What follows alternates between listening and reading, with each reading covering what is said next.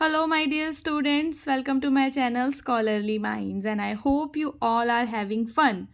अगर आप इग्नू के स्टूडेंट हैं तो आज का ये वीडियो आप सभी के लिए बहुत ही ज़्यादा इम्पॉर्टेंट वीडियो है क्योंकि इस वीडियो में मैं आपके लिए लेकर आई हूँ BHDAE 182 का सॉल्व्ड असाइनमेंट। जैसा कि आप सभी को पता होगा कि आप सभी के पास एक AECC कोर्स होता है यानी कि एबिलिटी एनहांसमेंट कंपल्सरी कोर्स।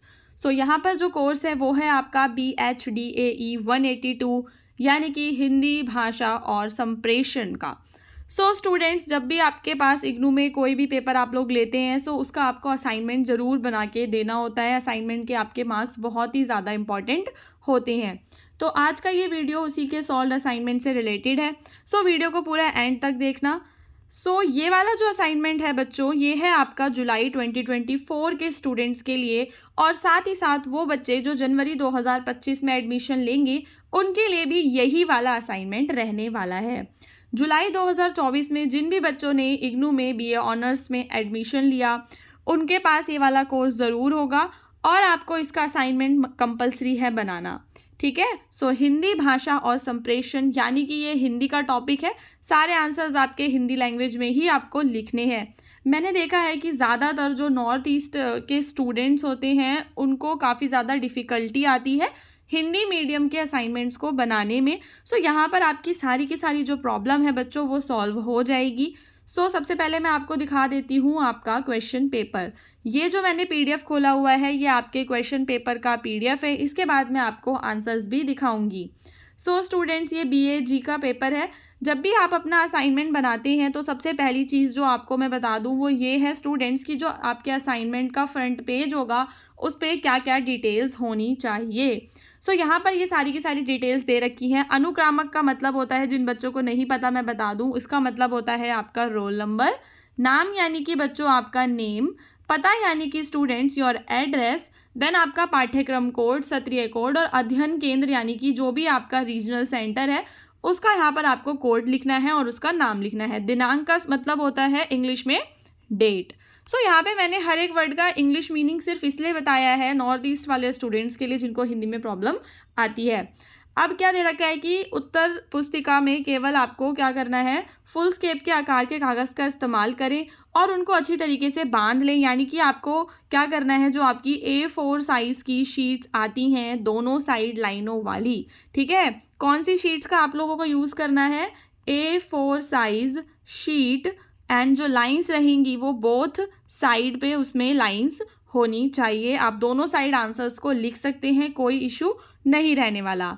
अब चलते हैं कि ये आपको सबमिट कब करना है। सारी की सारी डिटेल्स दे रखी हैं। जुलाई 2024 वाले बच्चों को जून 2025 में जो परीक्षा देंगे, परीक्षा यानी कि जब भी आपका जो एग्ज़ाम है, अभी आपने एडमिशन लिया, अब आपका एग्ज़ाम कब होगा बच्चों, आपका एग्ज़ाम होगा जून 2025 के अंदर और असाइनमेंट को सबमिट करने की लास्ट डेट आपकी 31 मार्च है। और वहीं जो बच्चे जनवरी 2025 में एडमिशन लेंगे उनको असाइनमेंट सबमिट करने की डेट क्या रहेगी, 30 सितंबर 2025 रहेगी। यानी कि दोनों के दोनों असाइनमेंट्स आपको 2025 में सबमिट करने हैं, दोनों सेशंस के स्टूडेंट्स के लिए। आई एम सॉरी, मैंने दोनों असाइनमेंट्स बोल दिया, दोनों असाइनमेंट्स नहीं, दोनों सेशन के।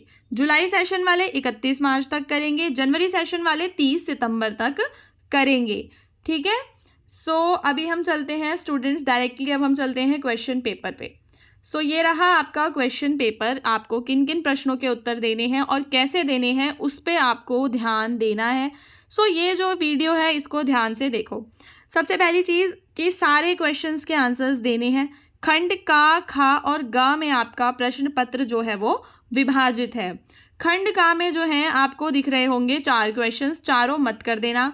आपको अथवा दिख रहा है, अथवा का मतलब होता है कि दोनों में से कोई एक करना है। In question 1 and question 2 you have to attempt any 1 question. मेरे सॉल्व PDF के अंदर मैंने एक एक क्वेश्चन का आंसर दिया है। देन खंड ख में आपको जो आंसर्स करने हैं वो 400 वर्ड्स ईच में ये चारों आंसर्स करने हैं और खंड ग में भी ऐसे ही आपको 4 आंसर्स को देना है और वर्ड लिमिट है 200 खंड ग के लिए। अब चलते हैं हमारे आंसर्स के PDF की तरफ।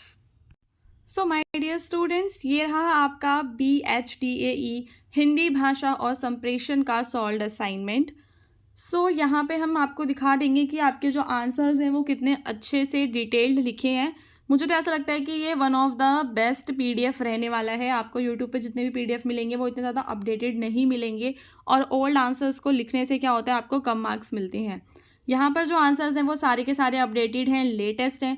सो ये आपकी हेल्प करेंगे कहीं ना कहीं अच्छे मार्क्स लेने में।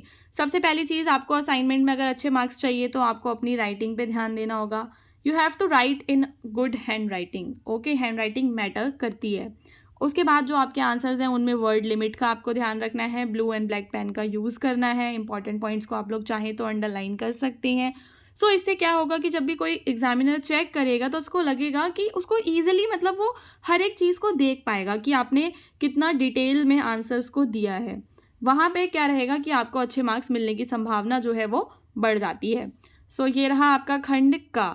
सो आप लोग देख सकते हैं कि यहाँ पे मैंने डिफरेंट कलर्स का यूज़ किया है ताकि आप लोगों को किसी भी तरह का कोई कन्फ्यूजन ना हो। सो यहाँ पे जो क्वेश्चंस हैं वो मैंने ग्रीन कलर में कर दिए हैं ताकि आपको लगे पता चल जाए कि ये क्वेश्चंस हैं। सो जो आपका पहला क्वेश्चन मैंने अभी दिखाया था क्वेश्चन पेपर के अंदर आपको कि उसमें 2 क्वेश्चन थे जिसमें से एक करना था। तो यहाँ पर जो पहला वाला है कि भाषा के विविध रूपों पर प्रकाश डालना है आपको, उसका सॉल्यूशन यहाँ पे आपको दिया गया है कि भाषा के विविध रूप समाज और संस्कृति की आवश्यकताओं के अनुसार जो है वो विकसित होते हैं। अब इसके अंदर भाषा में विविधता है तो उसमें कौन कौन से बच्चों रूप होते हैं, उसमें होता है आपका बोली, ठीक है, बोली और उपभाषा, और क्या होता है आपका आंचलिक भाषा यानी डायलेक्ट्स जो होते हैं, डिफरेंट डिफरेंट डायलेक्ट्स आप लोगों को पता होगा। देन आपकी स्टैंडर्ड लैंग्वेजेस होती हैं जिन्हें हम मानक भाषा कहते हैं। फिर आपकी मिश्रित भाषा होती है स्टूडेंट्स।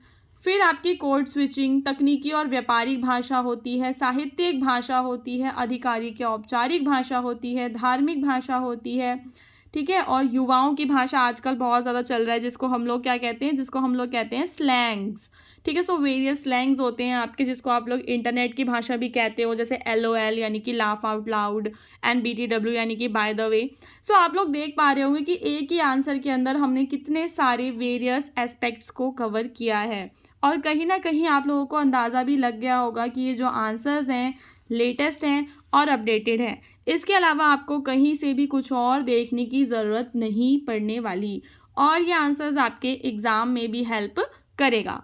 ठीक है, देन इसी तरीके से आपका दूसरा क्वेश्चन है जिसमें आपको लिखित संप्रेषण के स्वरूप एवं विकास की विवेचना करनी है, या फिर आपको कारक के प्रमुख भेदों पर प्रकाश डालना है। सो मैंने इसमें जो ये फर्स्ट वाला है ये वाला इसका आंसर लिखा है। ठीक है, तो ये रहा आपका लिखित संप्रेषण का स्वरूप। प्रारंभिक की हमने पहले बात की कि 5000 वर्षों पुराना है। ठीक है, देन आपको लिपि वगैरह पता होगा, क्यूनिफॉर्म एक लिपि थी, चित्रलिपि थी। चित्रलिपि आप लोग समझते हो, आपको याद होगा कि आपने हिस्ट्री की टेक्स्ट बुक में पढ़ा होगा पहले बचपन में कि वो चित्र बने हुआ करते थे, चित्र बनाते थे वो लोग और उससे बातचीत करते थे। ठीक है, देन लिपियों का कैसे कैसे विकास हुआ, ब्राह्मी लिपि, देवनागरी लिपि, ग्रीक, रोमन, अरबी, ये सारी की सारी लिपियों का विकास कैसे हुआ। फिर वर्णमाला के बारे में हमने बताया है। कागज़ का आविष्कार हो गया उसके बाद, है ना, पैपायरस पे वो लोग लिखते थे, मिस्र में जो लोग थे वो पैपायरस पे लिखते थे। और क्या है कि मतलब थोड़ा सा हिस्टोरिकल भी इसके अंदर आपको देखने को मिल रहा है।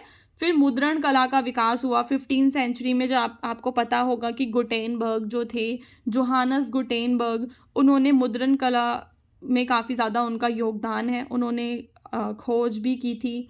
देन इस आविष्कार ने पुस्तकों को जनसाधारण के लिए सुलभ बना दिया, क्योंकि पहले जो पांडुलिपि थी उसको एक एक को हाथ से मतलब लिखना पड़ता था, लेकिन जब उन्होंने प्रिंटिंग प्रेस को क्या बोलते हैं उसका आविष्कार कर दिया, इन्वेंशन कर दिया, तो हमें पांडुलिपि को हाथ से नहीं लिखना पड़ता था, जिससे कि सस्ती हो गई किताबें वगैरह। फिर पुनर्जागरण का पीरियड है। फिर डिजिटल संप्रेषण, जब हम आज की बात करते हैं कि कंप्यूटर, इंटरनेट, मोबाइल, ईमेल, और अब आधुनिक काल में संप्रेषण जो है लिखित कौन कौन सा होता है, जैसे न्यूज़पेपर वगैरह, और उसका क्या प्रभाव पड़ता है, और भविष्य के बारे में भी हमने इसमें बता के देन हमने अपना निष्कर्ष लिखा है। तो यहाँ पर स्टूडेंट्स मैं आपको एक चीज़ ये बताना चाहती हूँ कि जब भी आप कोई भी आंसर लिखते हो तो उसके अंदर निष्कर्ष जो है वो ज़रूर लिखा करो।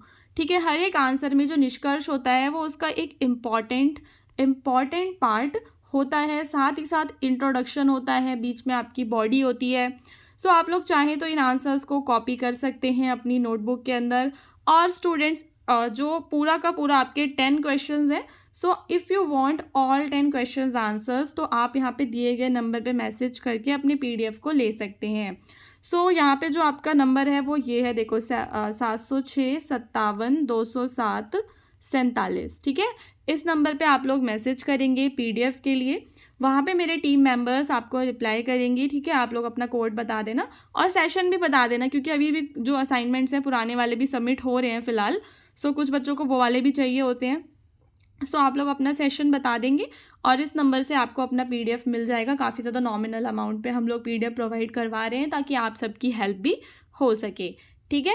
और अगर आपको अपने एग्ज़ाम की प्रिपरेशन करनी है, ठीक है, तो उसके इंपॉर्टेंट क्वेश्चंस की वीडियोस आपने ऑलरेडी मेरे चैनल पे देखे होंगे। सो आप लोग वहाँ से अपने इंपॉर्टेंट क्वेश्चंस को भी याद कर सकते हैं, नोट डाउन कर सकते हैं, जो आपके एग्ज़ाम में हेल्प करेंगे। और यदि आपको कुछ और क्वायरी है तो कमेंट करके ज़रूर बताना। जैसे कि आपको कोई आपका दूसरा पेपर है उसके इंपॉर्टेंट क्वेश्चंस चाहिए, सो हम लोग क्या करेंगे कि प्रीवियस ईयर को एनालाइज करेंगे, 2-3 ईयर्स के क्वेश्चंस को, जो रिपीटेड क्वेश्चंस हैं उन्हें देखेंगे और फिर उनके आंसर्स आपको प्रोवाइड कर देंगे। आपको सिर्फ क्या करना है, आपको ये करना है कि आपका जो कोड है उसको कमेंट करके हमें बताना है, ठीक है। और वैसे ही आपको उसके इंपॉर्टेंट क्वेश्चन का वीडियो हमारे चैनल पे मिल जाएगा। कोई असाइनमेंट चाहिए सो नंबर मैंने दे ही दिया है, नंबर डिस्क्रिप्शन में भी है, वहाँ से भी आप लोग लिंक पे जाके कॉपी कर सकते हैं, ठीक है।